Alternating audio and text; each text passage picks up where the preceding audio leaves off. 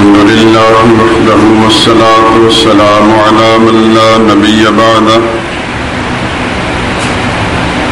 أما بعد فأعوذ بالله من الشيطان الرجيم بسم الله الرحمن الرحيم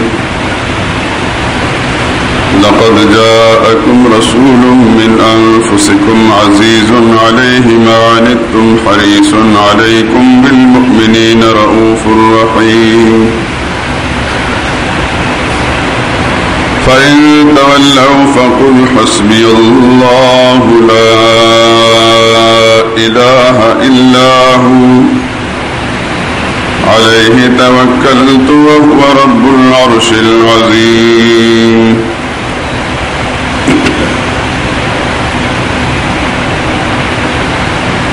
لوگوں تمہارے پاس تمہیں میں سے ایک رسول آئے ہیں، تمہاری تکلیف ان کو گرا معلوم ہوتی ہے اور تمہاری بھلائی کے بہت خواہش مند ہیں،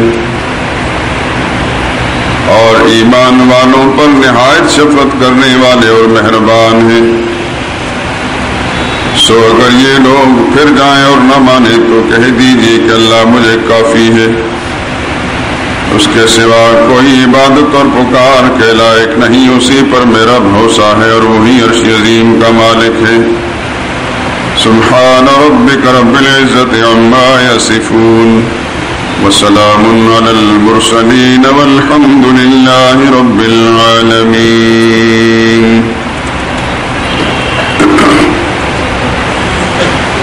بزرگان محترم، برادران عزیز، گزشتہ کئی ہفتوں سے ایک مضمون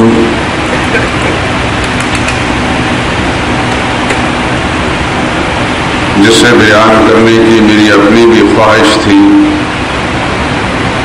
اور بہت سے دوست احباب ہمارے درس کے رفقا یہ چاہتے تھے کہ تفصیل کے ساتھ سرور کائنات حضرت محمد مصطفیٰ صلی اللہ علیہ وسلم کی حیات مقدسہ اور آپ کی سیرت طیبہ کا مضمون بیان کیا جانا چاہیے۔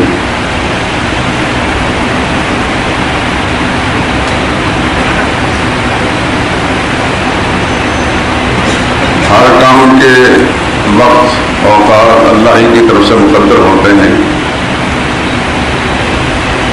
یہ بات کوئی انہی چند ہفتوں سے پہلے دل میں نہیں آئی، اس سے پہلے بھی بہت خیال آتا رہا، لیکن مختلف اوقات کے اندر ضرورت وقت کے تحت اور باتیں ہوتی رہیں، اور سب سے زیادہ زور اسی مسئلے پر دیا گیا جس مسئلے کے لیے خدا نے نبی بھیجے علیہ السلام، جس مسئلے کے لیے اللہ نے آسمانی کتابیں نازل فرمائی، جس مسئلے کی وجہ سے زمین اور آسمان قائم ہیں،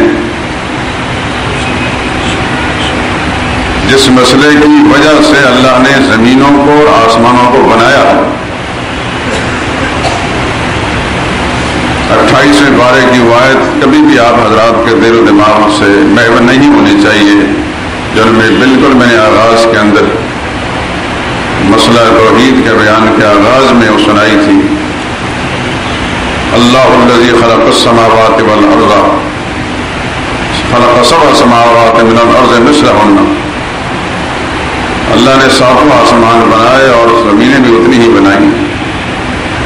یتنزل الامر بینہن، ان کے اندر اللہ ہی کا حکم نافذ جاری رہتا ہے، کسی اور کا آرڈر نہیں چلتا، نہ کوئی بنانے والا ہے نہ کوئی چلانے والا ہے، آرڈر کس کا چلے؟ خالق اللہ ہے، پھر حکم بھی اسی کا چل سکتا ہے، جیسے اس نے خود فرمایا الا لہ الخلق والامر، خلق بھی اسی کی اور امر بھی اسی کا۔ لتعلموا، کیوں آسمان و زمین کو بنایا؟ تمہیں معلوم ہو جائے اے دنیا والوں، تم جان لو ان اللہ علی کل شیء قدیر، ایک تو یہ مسئلہ معلوم ہو جائے کہ اللہ ہی سب کچھ کرنے والا ہے، ہر چیز پر وہی قادر ہے، وَأَنَّ اللَّهَ قَدْ أَحَاطَ بِكُلِّ شَيْءٍ عِلْمًا، اور دوسرا یہ مسئلہ معلوم ہو جائے کہ سب کچھ جاننے والا وہ ہے، ہر چیز پر اسی کے علم نے احاطہ کر رکھا ہے۔ ان دو بنیادوں کی بنا پر پورا نظام رب العالمین نے بنایا۔ وہ مسئلہ تو اس لیے زور دار انداز سے متعدد اوقات کے اندر بیان ہوتا رہا، بلکہ میری اس 35 سالہ اس مسجد شہداء کی زندگی میں سب سے زیادہ جس مسئلے کو بیان کیا گیا مختلف زاویوں سے، مختلف انداز سے، اللہ کی توفیق کے ساتھ یہی مسئلہ تھا، اور وہ دین کا اساسی اور بنیادی مسئلہ ہے۔ اسی کے لیے زمین و آسمان کی تخلیق اللہ نے فرمائی، اسی کے لیے 1,24,000 یا کم بیش نبی بھیجے گئے، اور اسی کے لیے آسمانی کتابیں اتاری گئی، اور اسی کی وجہ سے یہ نظام قائم ہے۔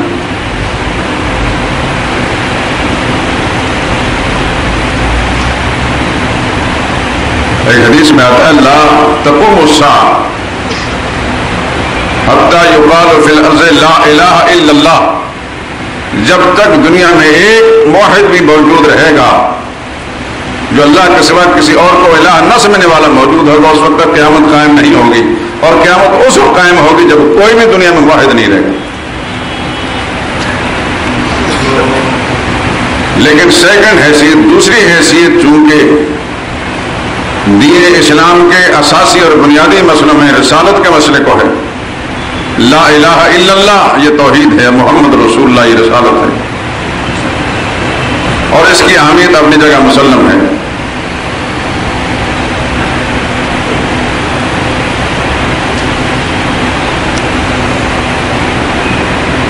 اللہ کی طرف سے جو وقت مقدر تھا اسی وقت میں یہ شروع ہوا، کئی ہفتے گزر گئے، اور جیسا کہ آپ حضرات بار بار سن چکے ہیں کہ اس کے بیان کے لیے طریقہ یہ اختیار کیا گیا کہ حضور صلی اللہ علیہ وسلم کے اس خاندان کا تعارف کرا دیا جائے، کیونکہ آگے چل کر ان بہت سی شخصیتوں کا تذکرہ حضور صلی اللہ علیہ وسلم کی سیرت کے بیان میں آئے گا، تو پہلے سے اگر ان کا تعارف اور پہچان ہو جائے گی تو پھر اس مسئلے کو سمجھنے میں آسانی رہے گی۔ مثال کے طور پر آپ حضرات نے ایک شخصیت کا تذکرہ سنا، ابو سفیان ہاشمی کا، جن کا نام مغیرہ تھا، رسول اللہ صلی اللہ علیہ وسلم کے یہ دایا زاد بھائی تھے، بڑے شاعر تھے، اور بڑے چونکہ ہاشمی تھے، جوان مرد، بڑے تیز ترار انسان، زبردست قسم کے شاعر، لیکن اتنے ہی حضور صلی اللہ علیہ وسلم کا شدید دشمن بھی تھے۔ حضور کے جو بڑے دایا تھے حارث بن عبد المطلب ان کے بیٹے تھے، لیکن ایک ابو سفیان اور بھی ہیں، ابو سفیان اموی ہیں، یہ ہاشمی ہیں، وہ اموی ہیں۔ سیدنا معاویہ رضی اللہ عنہ کے والد گرامی رسول اللہ صلی اللہ علیہ وسلم کے سسر حضرت ام حبیبہ کے والد، وہ بھی ابتدا میں اسلام لانے سے پہلے رسول اللہ صلی اللہ علیہ وسلم کے مخالفین میں سے تھے، بلکہ وہ بنو امیہ کے چونکہ قائد تھے، لیڈر تھے، سردار تھے، جس طرح ابو جہل بنو مخزوم کا لیڈر اور سردار تھا، تو مختلف قبائل کے جو سردار اور لیڈر تھے یہ اسلام کی مخالفت میں پیش رہے۔ امیوں میں یہ پیش تھے، مخزومیوں میں ابو جہل پیش تھا، اور ہاشمیوں میں ابو لہب پیش تھا، لیکن باقی بنو ہاشم بھی مخالف تھے۔ ابتدا میں شروع میں کوئی بالغ مرد بنو ہاشم میں سے رسول اللہ صلی اللہ علیہ وسلم پر ایمان نہیں لایا، کوئی ایک مثال نہیں ملتی، کوئی ہاشمی نہیں۔ صدیق اکبر بنو تیم میں سے تھے، وہ شروع کے مسلمان ہیں۔ 5ویں 6 نمبر پر حضرت عثمان رضی اللہ تعالیٰ نے جو بنو امیہ میں سے تھے وہ مسلمان ہیں، اس طرح دیگر۔ لیکن بنو ہاشم میں سے حضور صلی اللہ علیہ وسلم کے اپنے سلسلہ نسب میں سے کوئی ہاشمی نوجوان، کوئی بالغ آدمی شروع میں رسول اللہ صلی اللہ علیہ وسلم پر ایمان نہیں لایا، مخالف ہی رہے۔ حضرت حمزہ بھی مخالف تھے، حضرت عباس بھی مخالف تھے، حارث بن عبد المطلب کے یہ سارے بیٹے مخالف تھے، نوفل بھی، عبداللہ بھی، اور ابو سفیان مغیرہ بھی۔ لیکن ابو سفیان مغیرہ کی جو دشمنی اور عداوتوں کا معاملہ ہے، اور اس کی شاعری کے ذریعے سے حضور صلی اللہ علیہ وسلم کی مخالفت کا جو معاملہ ہے، عام لوگوں کو جو تاریخ کا موضوع نہیں جانتے وہ ساری کی ساری دشمنیاں اور عداوتیں، وہ جتنی بھی حضور کی توہین والی باتیں ہیں، وہ ان سے لے کر ابو سفیان امی کے ذمہ کھاتے میں ڈال دی گئی. یہ صرف اس لیے کہ ناموں کے اندر کی مشابہت موجود ہے، نام ایک جیسے ہیں. فرق کس نے کرنا ہے کہ ابو سفیان ہاشمی بھی کوئی تھا. وہ اپنی شاعری کے ذریعے سے پورے 20 سال تک محمد مصطفیٰ صلی اللہ علیہ وسلم کی مخالفت میں کمر بستہ رہا، جیسے شروع میں بیان کر چکا ہوں. لیکن بعد میں اللہ نے ان کو بھی ہدایت دی، جیسے ابو سفیان امی کو اللہ نے ہدایت دی. تو بعض اوقات ایسا ہوتا ہے کہ ناموں کے اشتراک کی وجہ سے ایک آدمی کا کام جو دوسرے میں کھاتے میں ڈال دیا جاتا ہے، اور اس کو دانشتہ طور پر ایک طبقے نے ڈالا اور آپ اس کو جانتے ہیں. جو سب سے زیادہ بنو امیہ کا دشمن ہے، تھا اور ہے، لیکن مجھے ان پر گھلا نہیں، اس لیے کہ ان کی تو ساخت و برداشت یہی ہے، ان کی زندگی کا مقصد یہ ہے، ان سے کسی اچھائی کو امید نہیں رکھی جا سکتی. مجھے دکھ صرف ہے ان سنی مولویوں پر، بلا امتیاز وہ بریلوی ہیں یا دیوبندی ہیں، سنی کہلائیں گے لیکن سمن بکمن ہمین ہو کر وہی روافظ والی روایتیں لے لے کر دانشتہ براہ راست یا بالواسطہ اسلام کے ان خدام کو مطعون کرنے میں کوئی دقیقہ فروغ گزارش نہیں کریں گے کہ جنہوں نے آغاز اسلام میں بہت ساری خدمات اسلام کے لیے سرانجام دی.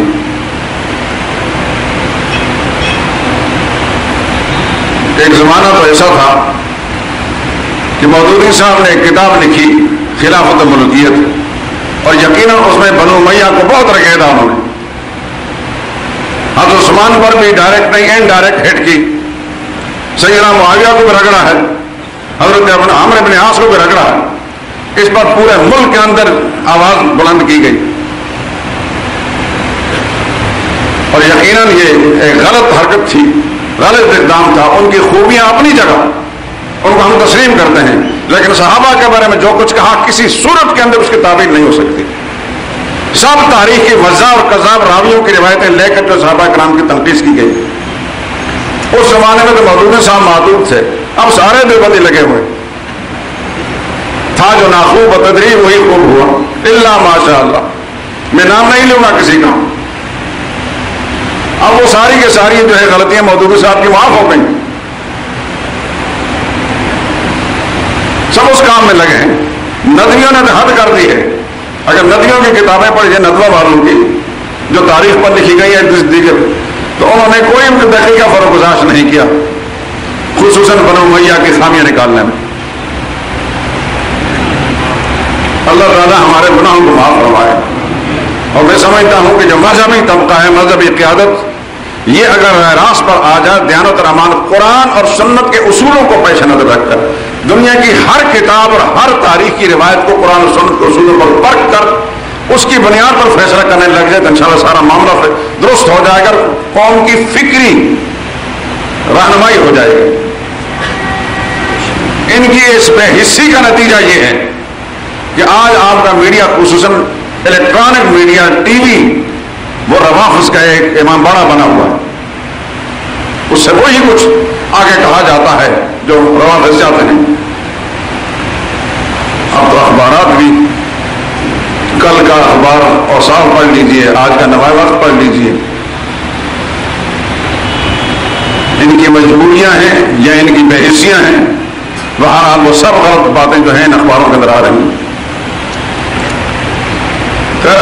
یہی وہ ایک چیز ایک عرصے سے میرے دل دماغ کے اندر پھر رہی تھی کہ اگر اللہ کریم نے مجھے توفیق نصیب فرمائی تو میں انشاءاللہ موقع بموقع حضور صلی اللہ علیہ وسلم کی سیرت کے بیان کے اندر جتنے بھی گھپلے کیے گئے ہیں، جتنے بھی جھوٹ بولے گئے ہیں تاریخی طور پر، انشاءاللہ جو مجھے اللہ کی توفیق شامل حال رہے گی میں اس کو صاف کرنے کی کوشش کروں گا.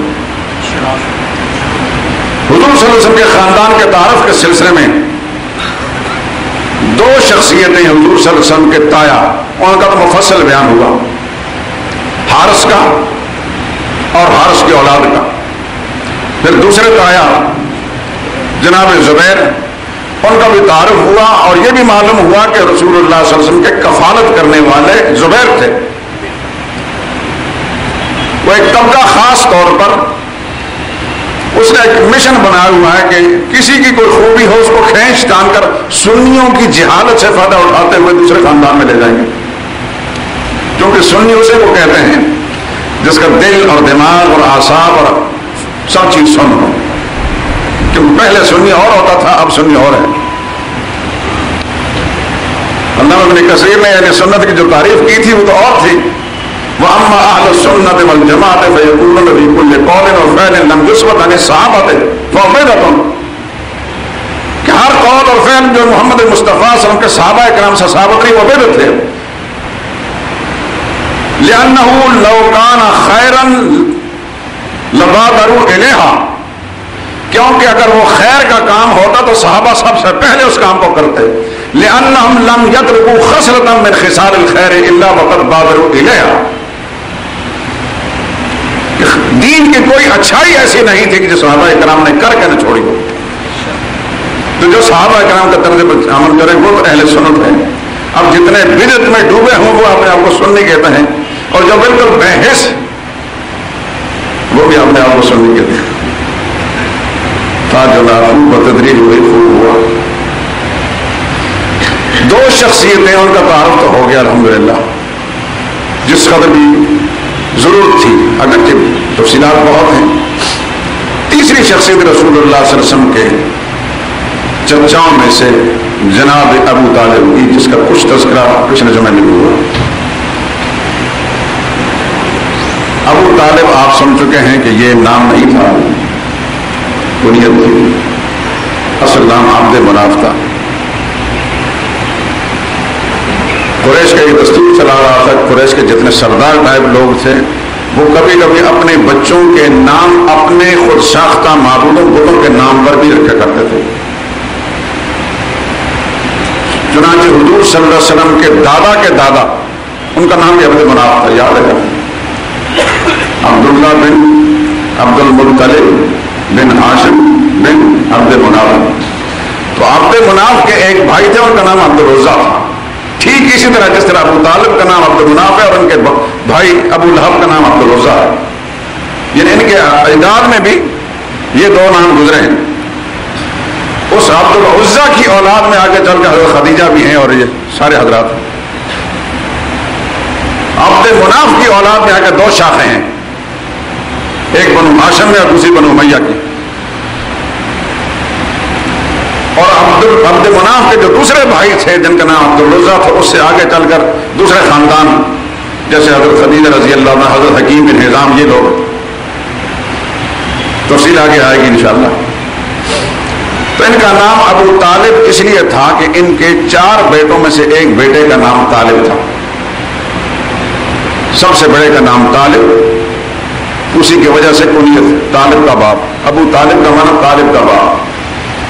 دوسرے بیٹے عقیل، تیسرے حضرت جعفر اور چوتھے حضرت علی رضی اللہ تعالیٰ.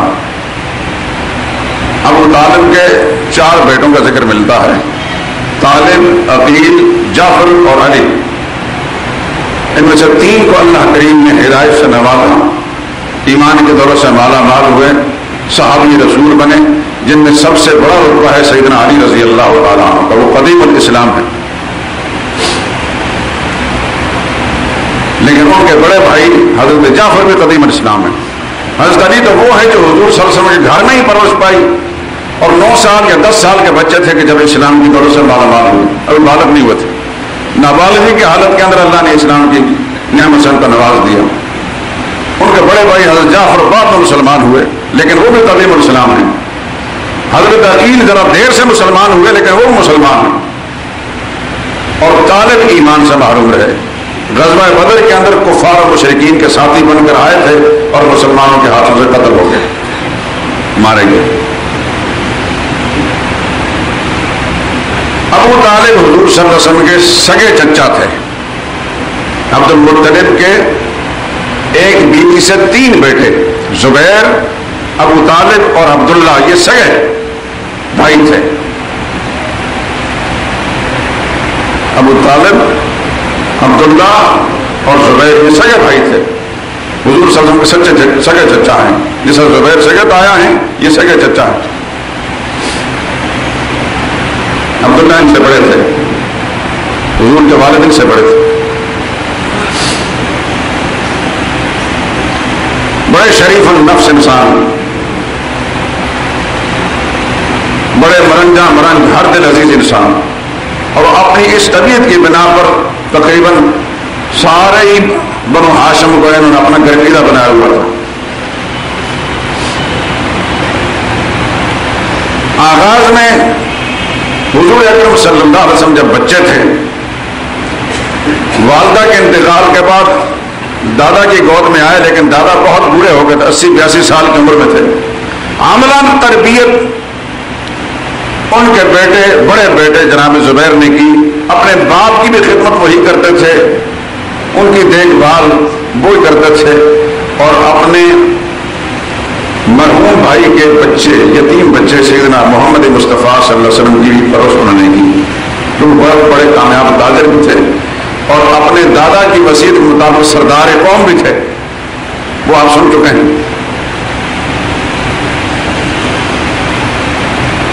ان کے انتقال کے بعد جیسے روایت چلی آ رہی تھی کہ باپ کے بعد بیٹا ہے، اور بیٹوں میں سے پھر جو زیادہ لائق ہے وہ پہلا لیڈر بنتا ہے، پھر سیکنڈ درجے پر، پھر اس طرح۔ ان کے انتقال کے بعد ابو طالب کو سردار بنو ہاشم بنایا گیا،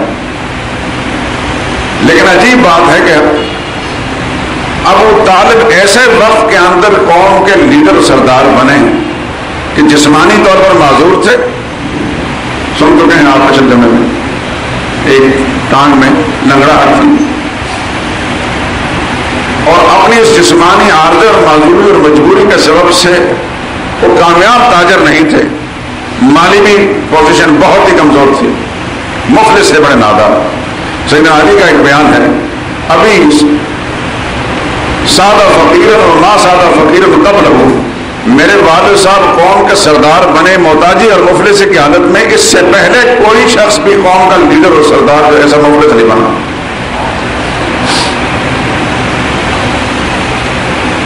اور مورخین نے ایک بات لکھی ہے ان کے بارے میں، ابو طالب مقلم کان ابو طالب مقلم من المال فکان عیال ہوئی اذا اکلوا جميعا اور فرادا لم یشبعوا۔ ابو طالب اتنے مالی کمزوری مبتلا تھے کہ ان کے اہل و عیال مل کر اکٹھے دسترخوان پر کھانا کھاتے یا الگ الگ کھاتے، لم یشبعوا، کبھی بھی کسی کا پیٹ نہیں بھرتا تھا۔ مفلسی کا یہ عالم، یہ سیرت حلبیہ کا حوالہ ہے، اور اس کا نتیجہ نکلا کہ ان کی اس ناداری اور مجبوری کو سامنے رکھتے ہوئے بنو ہاشم کے خاندان کے لوگوں نے یہ فیصلہ کیا، اور اس فیصلہ کرانے میں بھی رسول اللہ صلی اللہ علیہ وسلم کا ہاتھ تھا۔ حضور صلی اللہ علیہ وسلم اپنے چچا عباس کے پاس تشریف لے گئے اور فرمایا کہ دیکھیں آپ جانتے ہیں کہ ہمارے چچا آپ کے بھائی کثیر العیال ہیں اور قلیل المال ہیں، اور گھر میں بہت تنگ دستی ہے، آئیں ایسا کرتے ہیں کہ ان کے بچوں کا بوجھ تقسیم کر لیتے ہیں۔ چنانچہ ان کے کہنے پر حضور صلی اللہ علیہ وسلم کے فرمانے بات کو توجہ سنیں، حضور کے اس ترغیب دلانے پر حضرت عباس رضی اللہ تعالیٰ عنہ نے ابو طالب کے ایک صاحبزادے حضرت جعفر کو اپنی کفالت میں لے لیا، اور ابو طالب کے دوسرے صاحبزادے حضرت علی کو رسول اللہ صلی اللہ علیہ وسلم نے اپنے کفالت میں لے لیا۔ چنانچہ انصار الاشراف والے نے لکھا ہے، علامہ بلادری نے، وَأَخَذَ كُلُّ رَجُلٍ مِّن بَنِي هَاشِمَ وَلَدًا مِّن أَوْلَادِهِ يَحْمِلُ عَنْهُ مُؤُونَتَهُ۔ بنو ہاشم کے ہر فرد نے ان کی اولاد کو، ان کے بچوں میں سے ایک ایک کو لے لیا اور ان کی مشقت کو کم کرتے رہے۔ یہ انصار الاشراف صفحہ 57 جلد 1 کے اندر یہ بات موجود ہے۔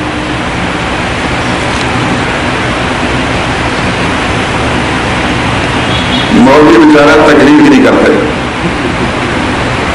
بہت دماغ سوزی کرنی پڑتی ہے، آرام میں بیرامی آتی ہے، کتابیں خریدنا بھی بڑا مسئلہ ہے، کیونکہ دوسری جائیدادیں جو بنانی ہوں، یہ تو پاگل آدمی کا کام ہوتا ہے کتابیں خریدنا اور کتابوں کو دے۔ مجھے ایک نے کہا تھا، نام نہیں دوں گا، تو پاگل آدمی ہے۔ میں نے کہا ٹھیک ہے بھائی، کہ تو خواہ دماغ سوزی کرتا رہتا ہے۔ میں نے کہا میرا ضمیر تو مطمئن ہے، کم از کم میں تو اپنے ضمیر کا مجرم نہیں بنوں گا۔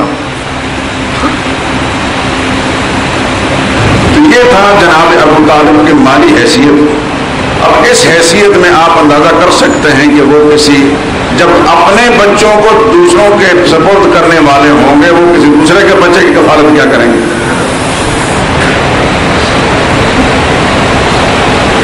کفالت کے معاملے میں تو یہ بات آپ کو مختلف دلائل سے پہلے معلوم ہو چکی ہے۔ اب ایک اور بات جو ہمارے میڈیا کے ذریعے سے، اخبارات اور ٹی وی کے ذریعے سے، اور ایک خاص طبقے کے زوردار پروپیگنڈے کے نتیجے میں ہمارا جو سنی مسلمانوں کا طبقہ ہے اس کو یہ معلوم ہی نہیں کہ ابو طالب کی مذہبی حیثیت کیا تھی۔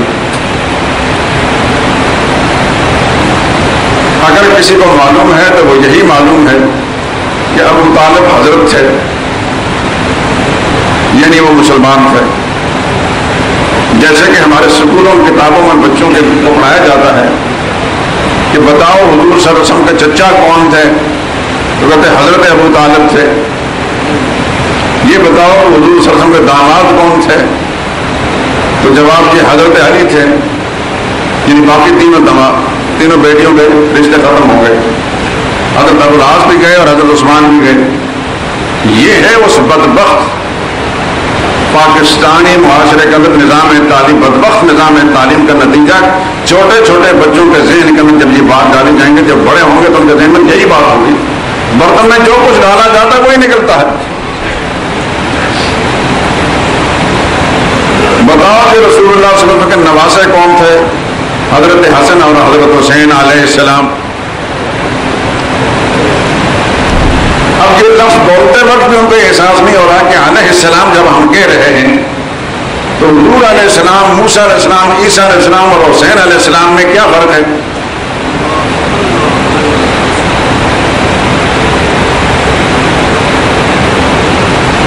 جیسا کہ ہمارا عامی طبقہ لاہور شہر والا، تو داتا صاحب کے پاس ایسا ہوا، داتا صاحب ہر ایک کی زبان پر داتا صاحب۔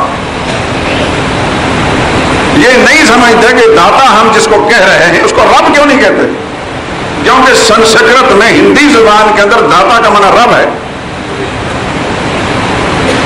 ایک طرف کہتے ہو الحمدللہ رب العالمین، دوسری طرف کہتے داتا صاحب۔ علی حجویری کو داتا بنا لیا اور رب کو بھی داتا کہتے ہو۔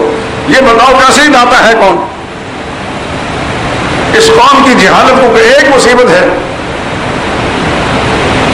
وہ اللہ کے نیک بندے، اللہ کا ولی ہے، خدا کی کروڑ رحمت نازل ہوں، وہ داتا نہیں تھے، داتا رب ہے۔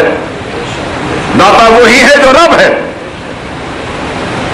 ہندی زبان کا لفظ ہے داتا، رب العالمین جو پالنے والا ہے۔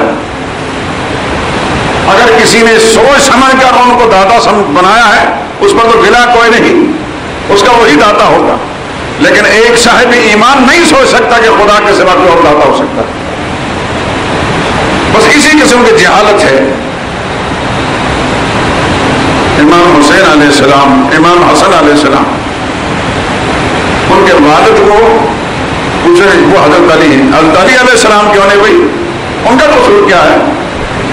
اور ان سے زیادہ رتبے والے حضرت امام عثمان علیہ السلام کیوں نہیں، امام عمر علیہ السلام کیوں نہیں، امام ابو بکر علیہ السلام کیوں نہیں؟ اگر ابو بکر علیہ السلام نہیں ہے، اور یقیناً نہیں ہے، کیونکہ یہ اعزاز اور یہ تعظیمی الفاظ نبیوں کے لیے مخصوص ہیں، صحابہ کے لیے رضی اللہ تعالیٰ عنہ۔ اللہ نے قرآن کریم میں ان کے لیے یہ اعلان فرمایا، رضی اللہ تعالیٰ عنہ من المہاجرین والانصار۔ لیکن اس جاہل قوم سنی اس کو کون سمجھائے کہ کہ یہ غیر اور غیروں نے، تمہارے دشمنوں نے بڑے لطیف انداز سے محکمہ تعلیم میں گھس کر اپنی فکر کو وہاں داخل کر کے تمہارے بچوں کے ذہن کے اندر یہ ڈالا جا رہا ہے. اور سنی تو چونکہ سونی کا نام ہے، ٹھیک ہے جو بھی آتا ہے آنے دو. چنانچہ اسی زوردار پروپیگنڈا کے نتیجے میں رسول اللہ صلی اللہ علیہ وسلم کے ایک داماد ہی سامنے آئے اور وہ حضرت علی ہیں. نہ حضرت عثمان داماد ہیں، نہ حضرت ابوالعاص داماد ہیں. یہ سنی کا ذہن ہے. اسی پروپیگنڈا کے نتیجے میں حضور صلی اللہ علیہ وسلم کے صرف 2 نواسے ہی لوگوں کو معلوم ہوئے، حضرت حسن، حضرت حسین. باقی کوئی نواسا معلوم نہیں. نہ عبداللہ بن عثمان کو کوئی جانتا ہے، نہ علی بن ابوالعاص کو کوئی جانتا ہے.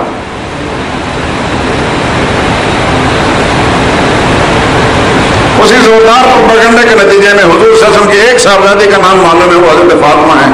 باقی تینوں صاحبزادی جو ہیں وہ مسلمانوں کے ذہنوں سے اوجل ہیں. یہ ہوا اغیار کا وہ پروپیگنڈا. کتنا زوردار انہوں نے پروپیگنڈا کیا. تمام تر نتائج سے بے پرواہ ہو کر میڈیا میں، اخبارات میں، رسائل میں، پوسٹوں کے ذریعے سے، جلسوں کے ذریعے سے اپنے امامباروں کے اندر اس انداز سے پروپیگنڈا کیا کہ آج سنی کے لانے والا سارے کا سارا سن، اندر سے سب شیعہ.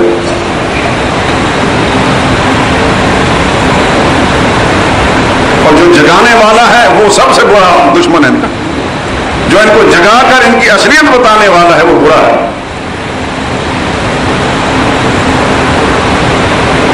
تو میرے دوستو،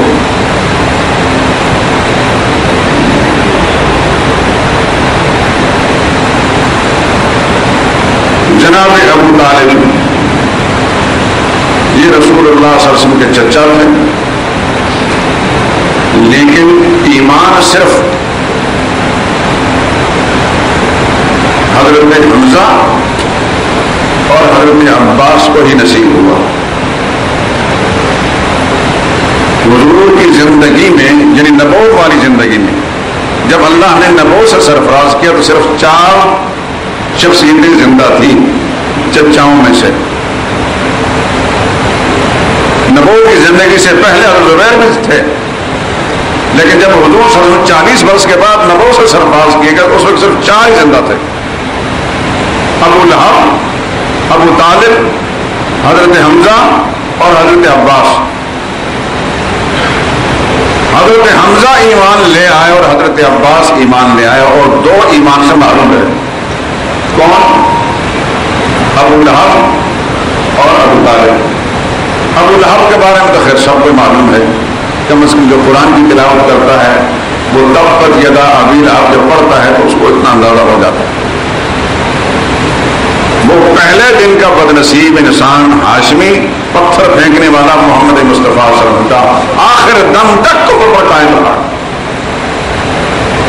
اور ایک پل کے لیے بھی اس کی عداوت اور دشمنی اور کینہ اس میں کوئی فرق بھی نہیں آیا.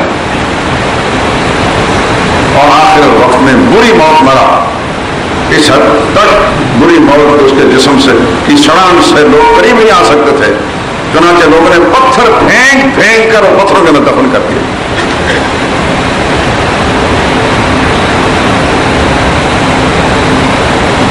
ابو لہب کا بھی یہ معاملہ رہا. ابو طالب البتہ ایسے انسان تھے کہ جنہوں نے حضور صلی اللہ علیہ وسلم کی خود کا مخالفت نہیں. کوئی ایک واقعہ ایسا نہیں ملتا کہ ابو طالب نے حضور کی مخالفت کی.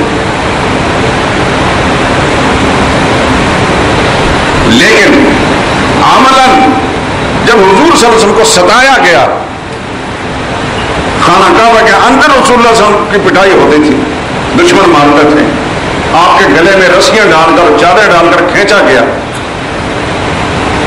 تو ہمیں ایک واقعہ بھی تاریخ کا ایسا نہیں ملتا کہ اس میں ابو طالب نے آگے بڑھ کر دشمن کا مقابلہ کیا، اس کو برا بھلا کہا اور اپنے اس بھتیجے کو جناب محمد مصطفیٰ صلی اللہ علیہ وسلم کو بچانے کی کوئی تدبیر جو کوشش کی. یہ بھی ہمیں کتابوں میں نہیں ملتا کہ انہوں نے کھل کر رسول اللہ صلی اللہ علیہ وسلم کی مخالفت کی ہو، لیکن یہ بھی نہیں ملتا کہ انہوں نے دشمن سے چھڑانے میں کوئی تدبیر کی.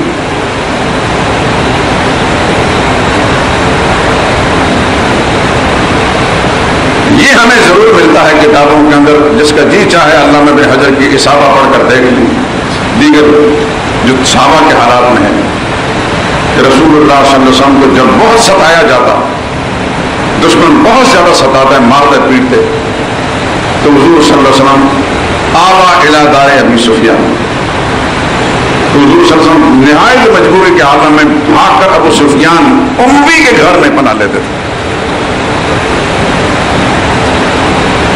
یہ وہی ابو سفیان جس کا بھی میں نے ذکر کیا ہے، جو آگے چل کر رسول اللہ صلی اللہ علیہ وسلم کے سسر بنے،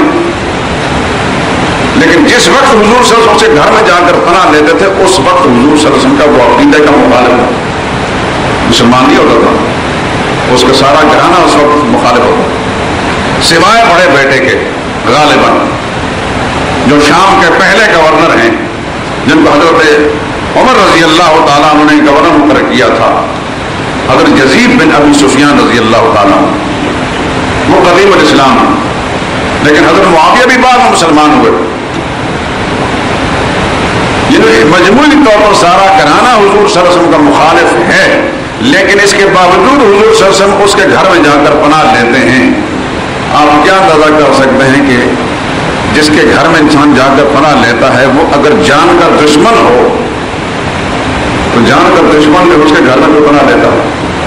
عقیدے کے مخالف ضرور تھے، اس میں کوئی شک اور کوئی بات نہیں، لیکن ایسے کمینہ دشمن نہیں تھے کہ گھر میں کوئی پناہ لینے کے لیے آئے تو اس کو پھر دشمن کیا مانا کرے۔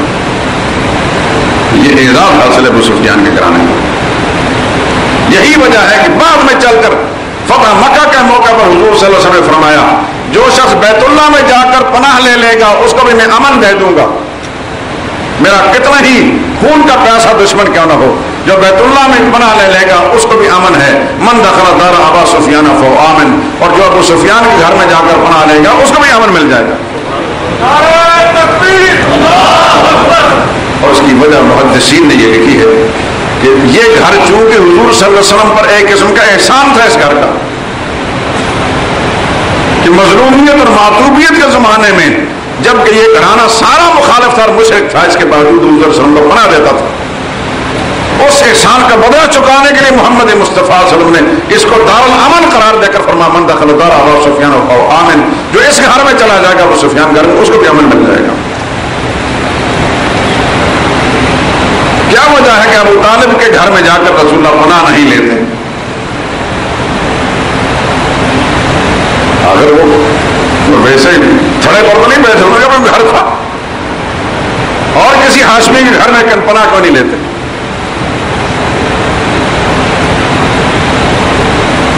علم ہے، فکریہ سوچنے کی بات ہے۔ سارا خاندان بنو ہاشم کا موجود تھا، کسی اور کے گھر میں پناہ کیوں نہیں لیتے؟ یہ وہ باتیں ہیں جن پر پردہ ڈالا گیا، ہمارے مولوی کی زبان بھی گنگ ہو گئی اور ڈرتا ہے کہ مخالف نہ ہو جائے، تو ناراض نہ ہو جائے۔ مجھے نہیں معلوم کہ کتنے راضی بیٹھے ہیں اور کتنے ناراض بیٹھے ہیں، اور میں نے اس 35 سال عرصہ میں معاذ اللہ کی توفیق کے ساتھ یہ بات کہی، کبھی بھی اس غم میں نہیں گھلتا رہا کہ کتنے راضی اور کتنے ناراض ہوں گے۔ میں اپنا فرض پورا کرتا ہوں، مجھے اس بات کی فکر بھی نہیں میرے عقیدت مندوں میں کمی آئے گی تو میرے نذرانے کم ہو جائیں گے۔ میں پہلے دن سب کچھ چھوڑ بیٹھا ہوں، مجھے کوئی نذرانے کی ضرورت نہیں، کسی شکرانے کی ضرورت نہیں۔ میرے رب نے ماں کے پیٹ میں مجھے کھلایا پلایا ہے، زندہ رکھا، آج بھی زندہ رکھ رہا ہے۔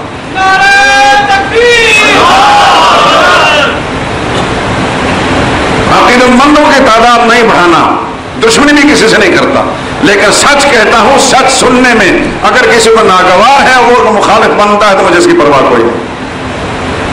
جو کہتا ہوں دیانت کے ساتھ کہتا ہوں، امانت کے ساتھ کہتا ہوں، اس بات کو میں اپنے رب کے سامنے لے کر جاؤں۔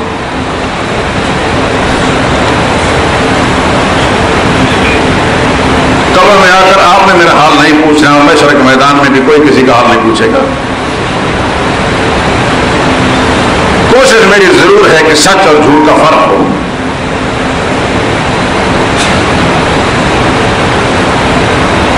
حضور صلی اللہ علیہ وسلم نے ابو طالب پر کوشش کی کہ یہ ایمان لے آئیں، جیسے کہ حضور سب کے لیے کوشش کرتے تھے۔ آپ کی کوششوں سے ہی اللہ نے حضرت فاروق اعظم کو اسلام کے دور سے نوازا، آپ کی محنت سے حضرت عثمان ایمان کی دور سے مالا مال ہوئے، آپ کی محنت سے حضرت علی کو ایمان ملا، آپ کی محنت سے صدیق اکبر مومن ہوئے، سارا معاشرہ ایمان کی نعمت سے سرفراز ہوا. وہی کوشش جو حضرت حمزہ کے لیے کی اپنے چچا حمزہ کے لیے, وہی کوشش اپنے چچا ابو طالب کے بھی رسول اللہ صلی اللہ علیہ وسلم کرتے رہے.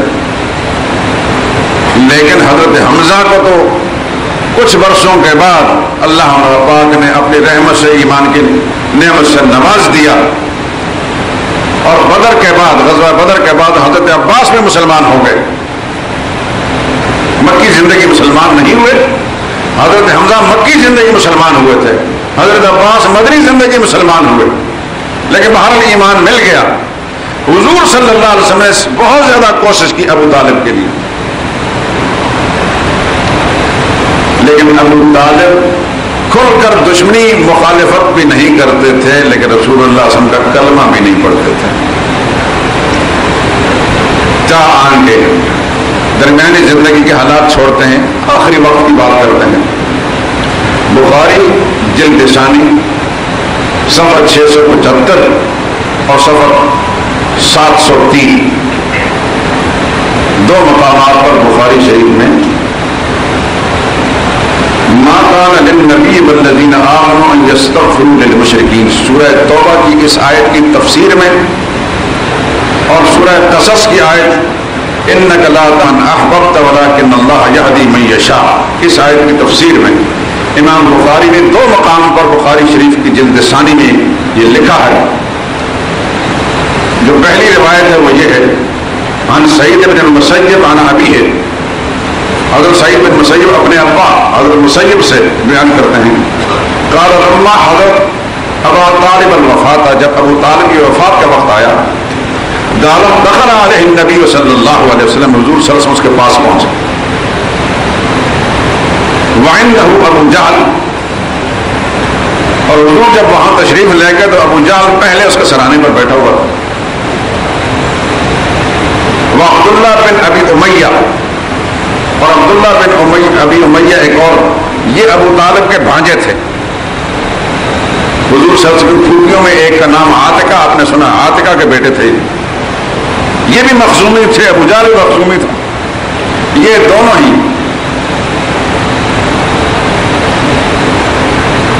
ابو طالب کے سرانے بیٹھے تھے. ان کی وفات کا وقت قریب آیا. رسول اللہ صلی اللہ علیہ وسلم اس لیے تشریف لے گئے کہ ان کو جا کر کوشش کرتے ہیں کہ آخر وقت میں کلمہ پڑھ لیں. حضور نے فرمایا, لیکن یہ عبداللہ بن ابی امیہ اس وقت حضور کے بھی دشمن تھے, مخالف تھے. فتح مکہ کے موقع پر اس کو بھی اللہ پاک نے ایمان سے نواز دیا. شروع میں بڑے شدید مخالفین میں سے, حضور کے پھوپھیزاد بھائی ہیں. فقال النبی صلی اللہ علیہ وسلم, حضور نے ابو طالب کو مخاطب فرمایا, اے عم, اے میرے چچا, قل لا الہ الا اللہ, لا الہ الا اللہ پڑھ لیجئے, وحاج لک بہا عند اللہ, تاکہ خدا کے سامنے جا کر آپ کی میں حجت اور دلیل پیش کر سکوں آپ کے ایمان میں. فقال ابو جہل وعبداللہ بن ابی امیہ, ادھر حضور نے اس کو اسلام کی دعوت دی, اور ابو جہل اور اس کا ساتھی عبداللہ بن ابی امیہ کہنے لگے, یا ابا طالب اترغب عن ملت عبد المطلب, اے ابو طالب, کہ اپنے باپ عبد المطلب کے دین کو چھوڑ بیٹھو گے؟ وہ کفر پر قائم رہنے کی تاکید کرتے رہے, رسول اللہ صلی اللہ علیہ وسلم کلمے کی دعوت دیتے رہے.